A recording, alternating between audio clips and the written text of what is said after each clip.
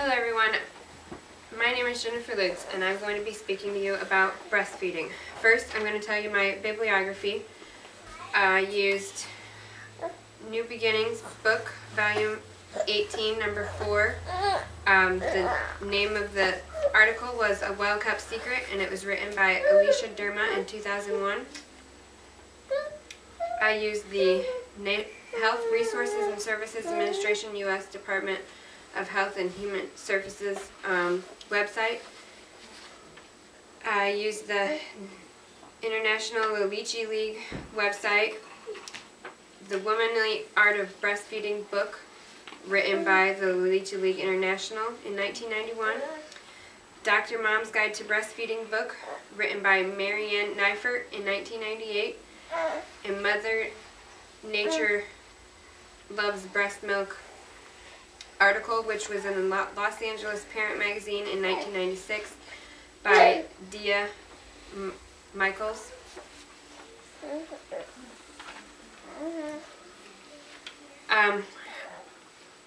Breastfeeding, I want to explain to you why breastfeeding is better than bottle formula feeding. Breastfeeding is one of the best kept secrets. Not only does lactation continue the natural physiological process begun with conception and pregnancy, but it provides many short and long-term health benefits. Breastfeeding is also a good thing for our planet because we don't have the extra aluminum or plastic from bottle feeding formula going into our landfill.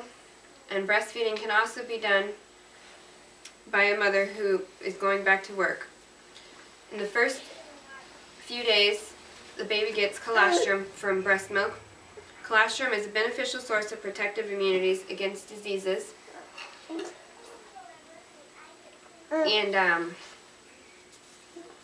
also, breast milk has more protein and lactose in it than formula, which researchers have shown that promotes the growth of helpful bacteria in a digestive tract and passes along protective antibodies. Breastfed baby gets better immunities from the mother's milk than formula.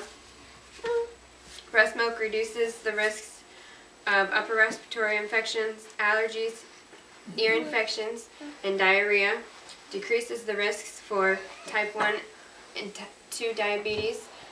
It also decreases the risk for SIDS. Also decreases the risk of your child having childhood obesity because there are more nutrients and just the right amount of calories in breast milk versus formula. The health benefits are also a reason for a mother to breastfeed. In the first few days, your uterus contracts because of oxytocin and helps your uterus go back to pre-pregnancy size. You can lose weight by just breastfeeding. A nursing session will help lose 500 calories a session. A breastfeeding mother in 3 months is going to lose more weight than a bottle feeding mother just because of breastfeeding in order to get back to pre-pregnancy weight. Breastfeeding in mothers reduces the risk of breast cancer, ovarian cancer, uterine cancer, and endometrial cancer. It also prevents against osteoporosis and reduces the risks of rheumatoid arthritis. Breastfeeding is a very important kind of bond with a mother and child. And if you were to buy formula, you would probably spend about $1,000 or more a year. So if you're having a hard time getting started with breastfeeding when your baby is first born, just think of how much money you will save by breastfeeding. I feel I have bonded more with my 9-month-old than I did with my daughter because of breastfeeding. We had a rocky start at first, and I called a lactation consultant from a Leachy League to help me. And within a month's time, we were able to get back on track, and he was nursing on both sides. American Pediatrics Association suggests that you exclusively breastfeed for 6 months and then introduce solids, and that you should still breastfeed up to a year. It